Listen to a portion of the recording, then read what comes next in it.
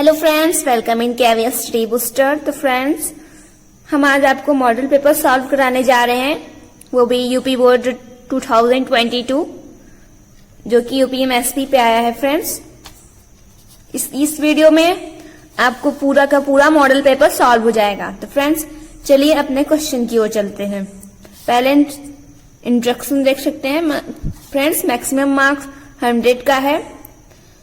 General instruction है, the first 15 minute are allotted to the candidate for reading the question paper. Second, all question are compulsory, मतलब जो भी सारे question करना अनिवार्य है। Mark are indicated against question. Section A क्या है? रीडिंग है। तो फ्रेंड्स, आपको ऐसे पैसेज दिया जाएगा और आपको इसी पैसेज में से आंसर ढूंढ के करना होता है। तो फ्रेंड्स, पैसेज क्या है?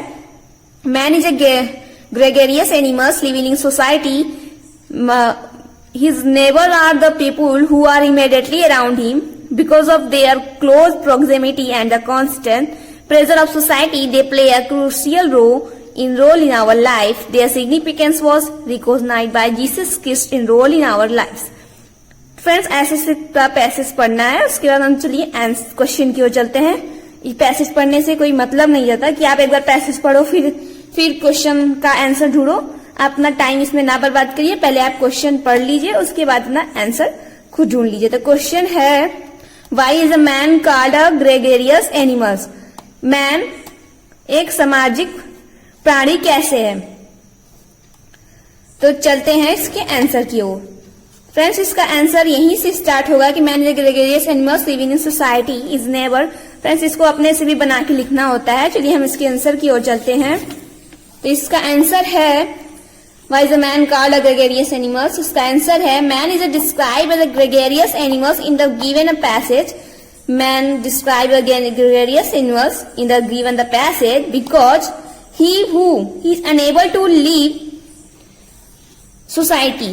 He is fond of the company of other people who men are social animal. Man एक ग्रेगेरियस एनिमल्स के रूप में इस पैसेज में वर्णन किया गया है कि यह वह है जो कभी अपनी सोसाइटी को नहीं छोड़ सकता और वो शौकीन होता है कंपनियों का और अन्य लोगों का। Human are social animals. Humans एक सोशल एनिमल्स है। फ्रेंड, इसका चलते हैं सेकेंड क्वेश्चन की ओर। सेकेंड क्वेश्चन क्या है? What crucial role do our neighbour play in our lives? तो इसका आंसर है, neighbor are the immediate people that surround us. This close proximity and the constant pressure of society play an important role in our lives. तो friends, इसका answer आपको यहीं से मिल जाएगा।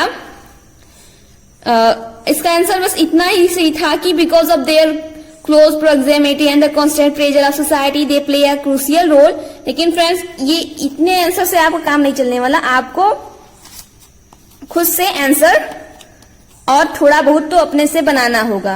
और फ्रेंड्स, ये तो इजी क्वेश्चन है, इसको तो आप अगर आपको खुद से आता है तो पैसेज में देखने की कोई जरूरत नहीं है। फ्रेंड्स, इसके आगे क्वेश्चन की ओर चलते हैं। How is loving our neighbour equal to loving God? Question क्या है? How is loving our neighbour equal to loving God? तो फ्रेंड्स, इसका आंसर है, व्हेन वी ट्रीट नेबर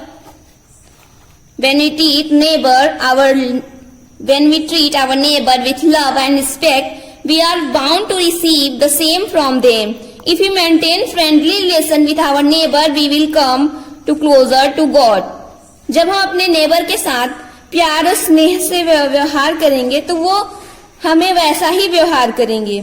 अगर हम अपने नेबर से मित्रता पूर्वक रिलेशन बनाए रखेंगे तो हम अपने भगवान के समीप आएंगे। तो फ्रेंड्स, इसका आंसर यही था कि love the neighbour are thou love God. It is subscribe that God all human beings. By loving our neighbour we should not only have peace. ये भी आंसर है इसका। तो इसका फ्रेंड मैंने शॉर्टली इसका आंसर लिख दिया है, by loving our neighbour we should not only have peace. अपने नेबर से लव करने से ना हमें शांति मिलती है एंड हैप्पीनेस और खुशी प्रसन्नता मिलती है, but would also come closer to God. और हम भगवान के समीप आएंगे, भगवान हमसे प्रसन्न रहेंगे। तो फ्रेंड्स इसका क्वेश्चन तो हो गया। अब क्या है डी वाला question, why is it good to have friendly relation with our neighbour. क्यों ये अच्छा है कि अपने नेबर से मित्रता पूर्वक व्यवहार रखा जाए। तो फ्रेंड्स इसका आंसर है, रुकिए आपको दिखाते हैं।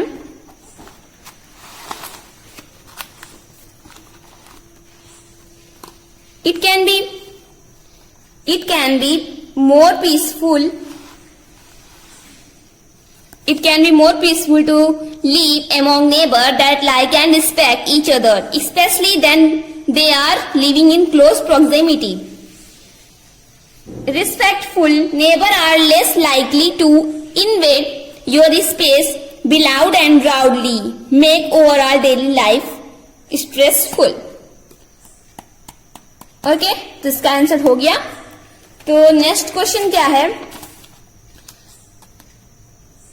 ई है, इसमें 3 दिया गया है कि which is word the passage means closeness. Passage में कौन सा क्लोजनेस का मीन्स है। सेकेंड है विच word is passage is opposite of often. Often का अपोजिट क्या मतलब, ऑफन मतलब अक्सर का अपोजिट क्या है। तो और थर्ड है why does the phrase eight hand mean in the passage. तो फ्रेंड्स इसका फर्स्ट का आंसर है विच word is the passage means closeness. तो पैसेज में क्लोजनेस का मीन्स है प्रोक्सिमिटी। प्रोक्सिमिटी मीन्स भी होता है निकटता। और which word in the passage is opposite of often. तो ऑफन का अपोजिट है रेयरली। रेयरली मीन्स मुश्किल से। और फ्रेंड्स इसका थर्ड वाला क्वेश्चन है। थर्ड वाला क्वेश्चन क्या है, What does the phrase at hand mean the passage? मुहावरा at hand मीन क्या है पैसेज में। तो चलते हैं इसके आंसर की ओर।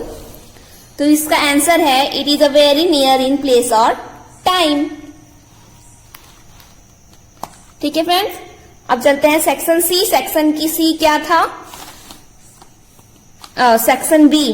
तो फ्रेंड्स सेक्शन बी मैं पहले से ही अपलोड किए हैं कि इसमें क्या है कि right an article on any one of following topics in about 100 to 150 word. ये कितने नंबर का है, 10 नंबर का है। और फ्रेंड इसको मैंने पहले से ही अपने यूट्यूब चैनल पे प्रोवाइड किया हुआ है, वहां से आप देख के इसको लिख सकते हैं। क्या है, India land of natural beauty. मैंने इसको प्रोवाइड किया है बहुत ही सिंपली तरीके से। आप एक बार पढ़ लेंगे तो आपको ये आ जाएगा। और फ्रेंड्स ये बहुत ही इंपॉर्टेंट है। और क्वेश्चन 3 क्या है, write a letter to editor of a national daily to show your concern on growing use of disposable wares. इसको भी मैंने अपने यूट्यूब चैनल पे प्रोवाइड किया है, वहां से आप जाके देख सकते हैं। तो फ्रेंड्स अब हम चलते हैं सेक्शन सी की ओर। सेक्शन सी में ये वाला गलत है, मैंने कॉपी में लिखा है, वो हम आपको दिखाते हैं। बार बार क्या उसमें करना। तो फ्रेंड्स सेक्शन सी में पहला आंसर है कि the absence of government in country is called. तो the absence of government is country is called anarchy. Anarchy means होता है अराजकतावाद।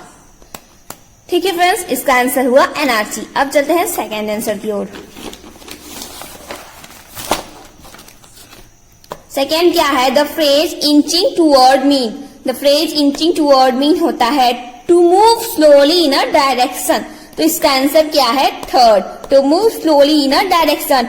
अब चलते हैं आंसर क्वेश्चन सी की ओर। सी क्या है, द सिनोनिम्स ऑफ मिग्रीज। मिग्रे का सिनोनिम्स क्या है, तो मिग्रे का सिनोनिम्स होता है स्कैंटी। ठीक है, इसका आंसर है स्कैंटी। और इसका आंसर पीसफुल भी होता है, स्कैंट भी होता है, लेकिन इसमें स्कैंट है नहीं। तो फ्रेंड्स इसका आंसर हुआ स्कैंटी। अब चलते हैं डी में। डी का क्वेश्चन क्या है, one should do his duty, which word is this sentence is an error. तो one should do his duty में कौन सा सेंटेंस एरर है, मतलब गलत है। तो सेंटेंस का क्या गलत है, इसमें शुड यहाँ पे गलत है। यहाँ पे मस्ट का प्रयोग होना चाहिए, लेकिन यहाँ पे शुड का प्रयोग हुआ है, इसलिए ये शुड गलत है, मतलब कि आंसर तो शुड सही होगा लेकिन यहाँ पे शुड नहीं होगा। ये ईरर पूछ रहा है तो ईरर क्या होगा, शुड होगा। अब चलते हैं ई की ओर। The antonyms of barren is, जो एंटोनिम्स बैरन का होता है वो है fertile, not infertile, not futile, not fragile. तो इसका आंसर है फर्टाइल, FERTILE। Thanks friend. अब आगे हम चलते हैं। क्वेश्चन 5 है change any one of following in indirect speech. तो पहला क्या है, इसमें से एक ही करना है पर मैंने दोनों कर दिया है, आपका जो मन है वो करिएगा। फ्रेंड्स पहला है I said comma double inverted comma don't waste your time. तो एंड सेकेंड है my teacher said to him you can send you application online too. तो फर्स्ट क्या क्वेश्चन क्या है, I said don't waste your time.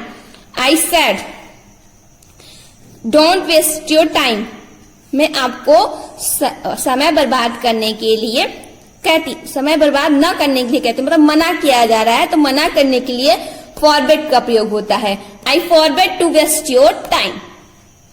यहां पे आप not to का भी प्रयोग कर सकते हैं कि I said not to waste your time. अब सेकेंड क्या है, my teacher said to him you can send your application online too. तो इसका इनडायरेक्ट स्पीच क्या होगा, my teacher told him that he could send him application online too. Okay friends, इसमें से 1 करना था, आपको 2 नंबर आसानी से मिल जाएगा। बस बहुत ही आसान इनडायरेक्ट स्पीच आता है।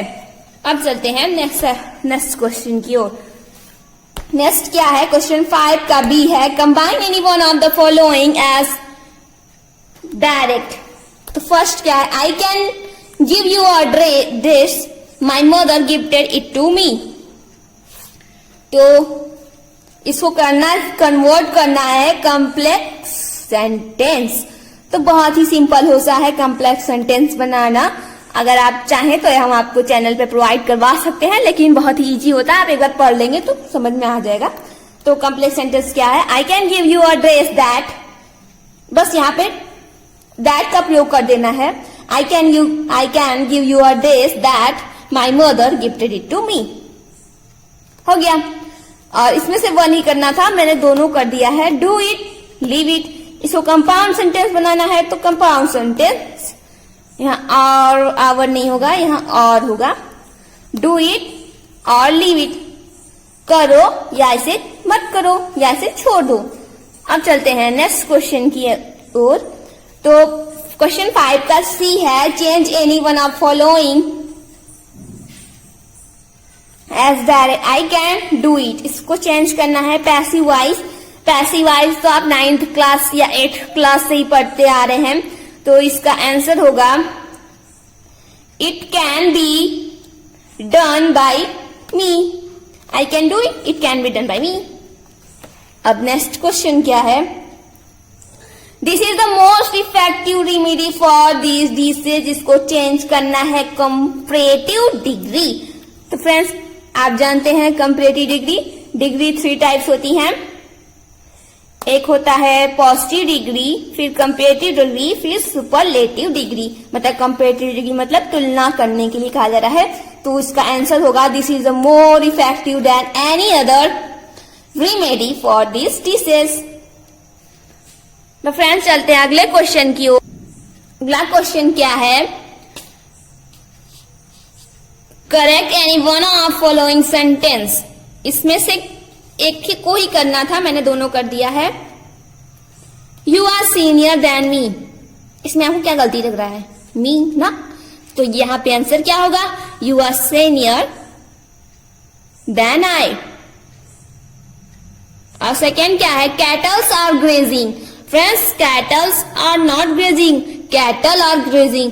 कैटल ही मवेशी हो गए और कैटल्स इट्स रॉन्ग, इसलिए यहां पे होगा कैटल आर ग्रेजिंग। अब ई मतलब 5 का ई क्वेश्चन क्या है, यूज एनी। फ्रेंड्स सब में आपको 2-2 नंबर आसानी से मिल जा रहे हैं, मतलब आपका 10 नंबर जो ग्रामर का है वो बहुत इजीली मिलने वाला है आपको। अब चलते हैं क्वेश्चन 5 ई की ओर।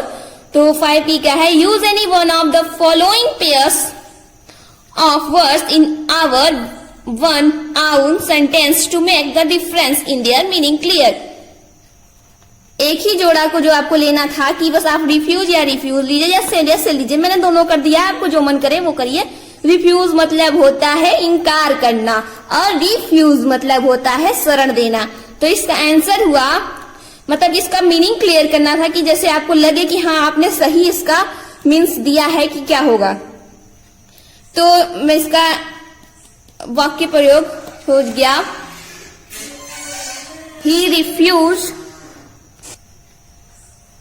और इसका आंसर हुआ he refuse my offer, he refuse my proposal. कुछ भी आप कर सकते हैं, अपने मीन्स दे सकते हैं।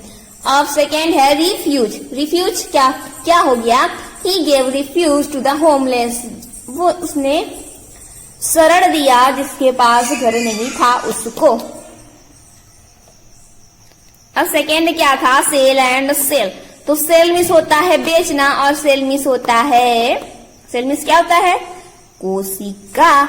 तो फ्रेंड्स आई वॉज, सेल का क्या हो गया? I was trying to sell he my butterfly collection, मैं अपने बटरफ्लाई कलेक्शन को सेल करने की मतलब बेचने की कोशिश कर रहा हूँ। और सेल का human tissues are made up of cells, जो ह्यूमन्स का मतलब मानव का ऊतक होता है वो कोशिकाओं से बना हुआ होता है। तो फ्रेंड्स आपको जो ये पूरे दो मतलब 10 number is clear, is very easily. अब चलते हैं क्वेश्चन नंबर 6। क्वेश्चन नंबर 6 क्या है? ट्रांसलेट करना है, वो हम आपको पेपर में अब दिखाते हैं क्योंकि मैंने लिखा नहीं है, ट्रांसलेट करना है। क्वेश्चन नंबर 6, 5 इसने लिखा है लेकिन यहाँ पे 6 होगा। ट्रांसलेट करना है, translate the following passage in English. Friends बहुत ही सिंपल आता है, कोई किसी को भी ग्रामर आता रहे ना वो इससे आसानी से कर सकता है और उसको मिल सकता है 5 नंबर वेरी इजली। तो फ्रेंड्स चलते हैं क्वेश्चन की ओर। उन दिनों स्वामी विवेकानंद अमेरिका में एक महिला के यहाँ ठहरे हुए थे जहां वह अपना भोजन खुद बनाते थे। तो फ्रेंड्स एक एक पैसेज का हम करते जाएंगे और इसका वो देखते जाएंगे। उसको हम फोल्ड कर लेते हैं जिससे आपको आसानी हो कि उन दिनों स्वामी विवेकानंद अमेरिका में एक महिला के यहाँ ठहरे हुए थे जहां वो अपना भोजन खुद बनाते थे।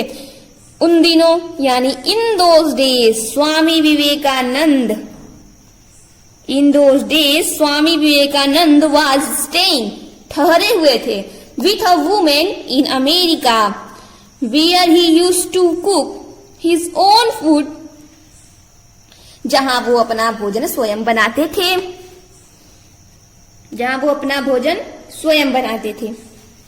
अब फिर क्या है, दूसरी लाइन क्या है? एक दिन वो भोजन करने जा रहे थे कि कुछ भूखे बच्चे पास आकर खड़े हो गए। One day he was going to have a meal, one day he was eating food, नहीं मील मतलब भोजन करना होता है। तो one day he was going to have a meal, वो अपना भोजन करने जा रहे थे। When some hungry children come, तब कुछ भूखे बच्चे आए और स्टूड नियर बाय, और उनके पास खड़े हो गए। अब क्या है वो, तो हम लोग कहाँ पे थे कि स्वामी विवेकानंद ने अपनी सारी रोटियां उन बच्चों में बांट दी। Swami Vivekananda distributed all his rotis, यानी अब साइड चलते हैं। Swami Vivekananda distributed all his rotis among the children.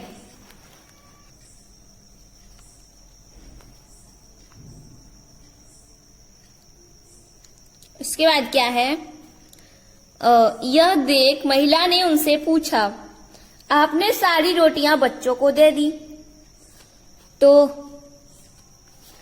seeing this, the woman asked him, you have given all the rotis to the children.